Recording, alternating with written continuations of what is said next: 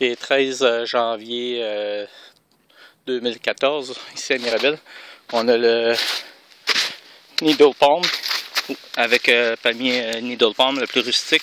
Il n'y avait aucun chauffage à l'intérieur, juste la boîte de styrofoam.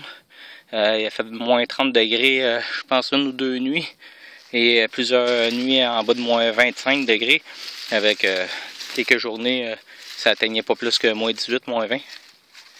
Fait que, on voit que il est pareil, pratiquement pareil comme quand je l'ai abrié. Lui, il a souffert l'hiver passé d'une surchauffe, il a fait trop chaud à l'intérieur.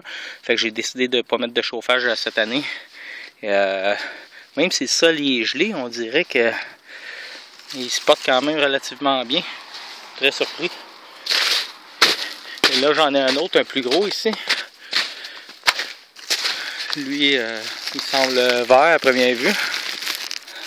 À l'intérieur, là. Pas de l'air vraiment avoir de problème. Lui, il y a du chauffage par contre. Et on a le Trachycarpus fortunei. Lui, c'est celui qui avait souffert, ça fait 2 années, sa deuxième année, j'essaie la technique du wrapping. Là, je pense que j'ai trop.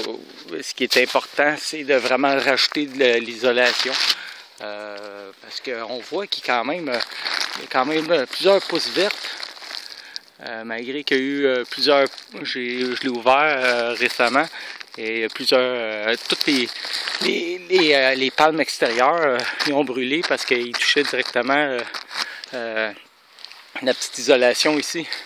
Et à moins 25 degrés à l'extérieur, le palmier, les feuilles touchent la petite isolation. Fait qu'il doit ressentir au moins moins 20, moins 25. Et à partir de moins 14, moins 15, il commence à avoir des dommages. Fait que dorénavant, c'est vraiment de rajouter de l'isolation. Ça règle le problème. En bas de partie. Et ça, ici, on a le Camérops humilis, le palmier méditerranéen. C'est son deuxième hiver qui passe à l'extérieur. Comme on peut voir, il est bien vert, il n'y a aucun problème.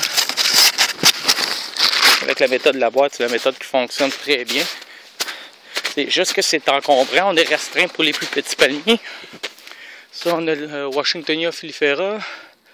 Là, je peux pas vraiment l'ouvrir, je peux pas voir qu'est-ce qu'il y a de l'air. Et ceux-là, c'est les Trachycarpus fortunei.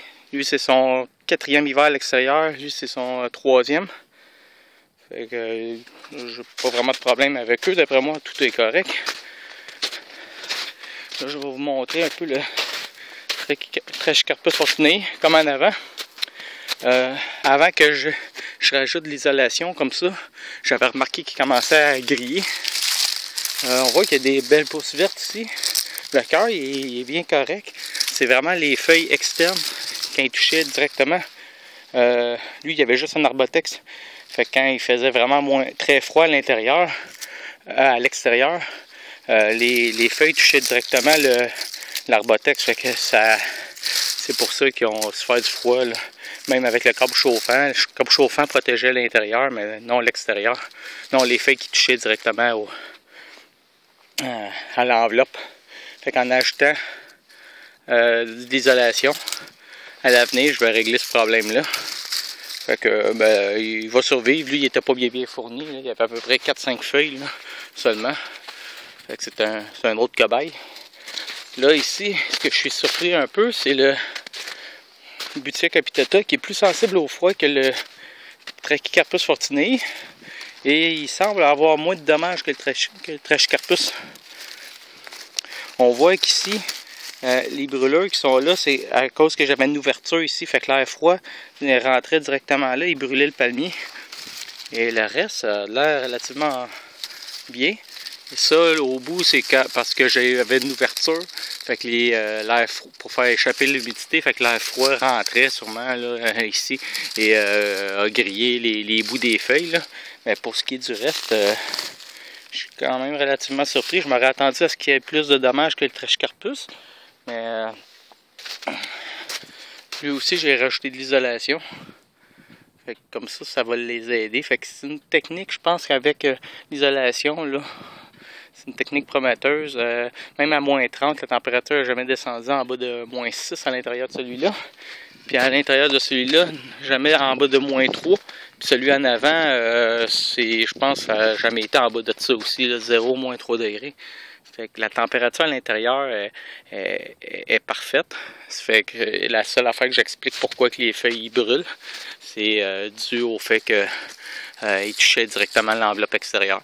Et l'enveloppe extérieure était très froide, alors c'est le résultat que ça donnait. Fait qu'en rajoutant ça, d'après moi, on règle en grosse partie le problème, car c'est pas un problème qu'on a avec les boîtes, parce que même si les feuilles touchent à l'enveloppe extérieure des boîtes, les boîtes sont en styrofoam, alors ça procure une certaine isolation, là. Alors, vous pouvez suivre nos développements sur notre site web aussi, au expressiontropicale.com, et au plaisir de vous planter des palmiers au printemps prochain. Merci.